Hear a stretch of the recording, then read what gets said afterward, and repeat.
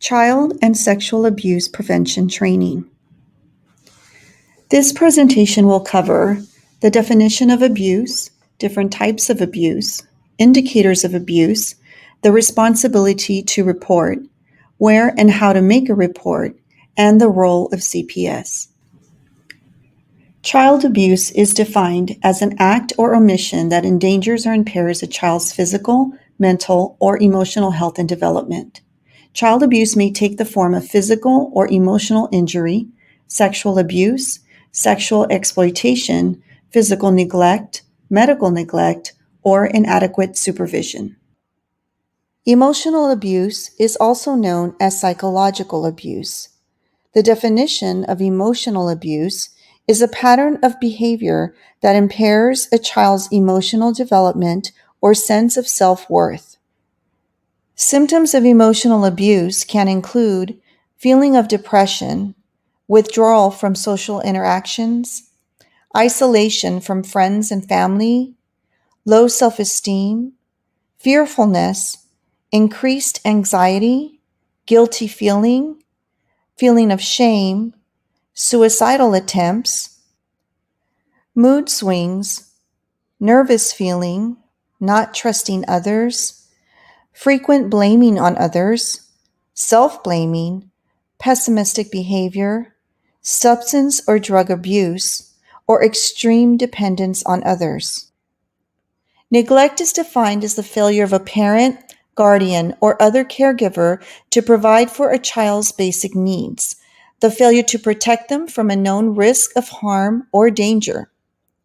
Medical neglect is the failure to seek, obtain, or follow through with the medical care for the child, with the failure resulting in or presenting a substantial risk of death, disfigurement, or bodily injury. Physical neglect is the failure to provide the child with food, clothing, or shelter necessary to sustain the life or health of the child. This excludes failure caused primarily by financial inability unless relief services had been offered and refused.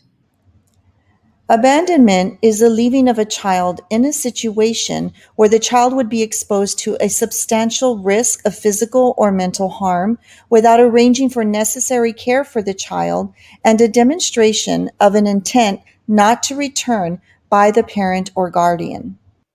A child that has been neglected may frequently be absent from school, lack needed medical or dental care. They may be constantly dirty or abuse alcohol or drugs, or they may state that there is no one at home to provide for him or her.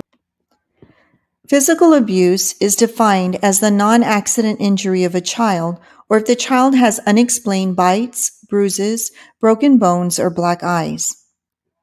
Signs of physical abuse can be fading bruises or other marks noticeable after an absence from school. If the child appears frightened of parents and cries or becomes anxious when it is time to go home, or reports injury by a parent or another adult caregiver. All forms of sexual contact by an adult with a child are illegal, regardless of the circumstances.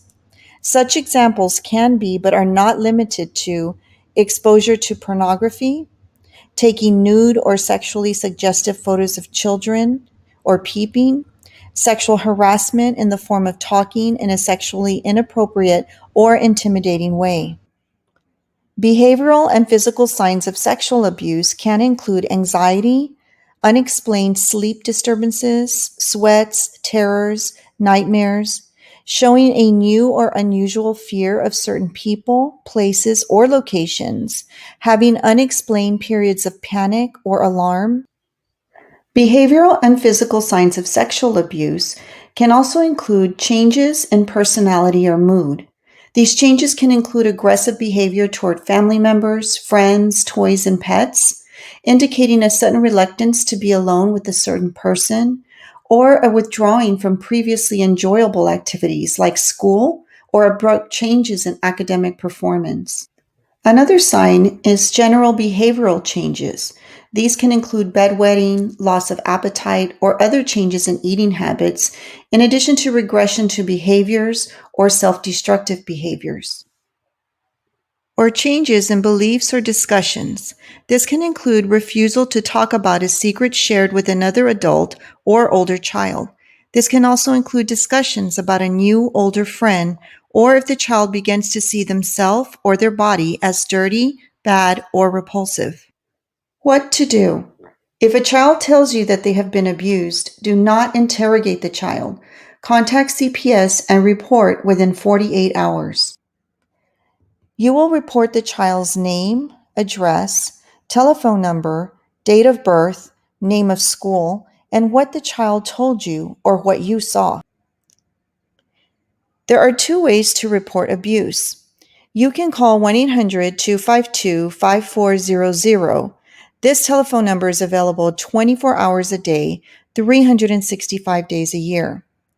You may be asked several questions by the intake specialist.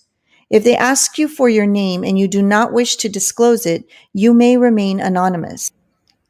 The drawback with remaining anonymous is that you would not have any documentation showing that you reported it.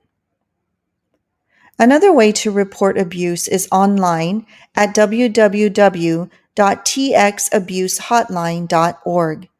You must provide your name and a valid email address when reporting online. Your identity remains confidential. The role of CPS is to protect children and to act in the children's best interest. CPS investigates reports alleging abuse or neglect by a person responsible for a child's care, including a parent, guardian, managing or possessory conservator, or foster parent of the child. CPS staff decides how quickly to begin an investigation based on the seriousness of the abuse or neglect and whether the child is in immediate danger. If it is priority 1, it is initiated within 24 hours of receipt of report or immediately. If it's priority 2, it will be initiated within 72 hours of receipt of report. The department will notify the appropriate state or local law enforcement agency of any report it receives that concerns the suspected abuse or neglect of a child or death of a child from abuse or neglect. The investigation may include a visit to the child's home unless the alleged abuse or neglect can be confirmed or clearly ruled out without a home visit, an interview and examination with the child, which may include a medical, psychological, or psychiatric examination. The interview with and examination of the child may be conducted at any reasonable time and place, including the child's home or the child's school. It can also include the presence of persons the department determines are necessary, or it can include transporting the child for purposes relating to the interview or investigation after receiving parent permission. The child will be taken to the Children's Advocacy Center for the interview. What is your responsibility? As mentioned at the beginning of the presentation, it is state law that anyone who suspects child abuse report those suspicions to the Department of Family Protective Services. It is suggested that as a professional courtesy, you inform an administrator of your suspicions of abuse. However, this action does not satisfy or negate your responsibility under Texas law to make a report within 48 hours. The Texas Family Code states that a professional may not delegate to or rely on another person to make the report. Any person making a report is immune from civil or criminal liability as long as the report is made in good faith. Failure to report is a Class B misdemeanor punishable by a fine of up to $2,000, 180 days in county jail, or both. This concludes our child and sexual abuse prevention training.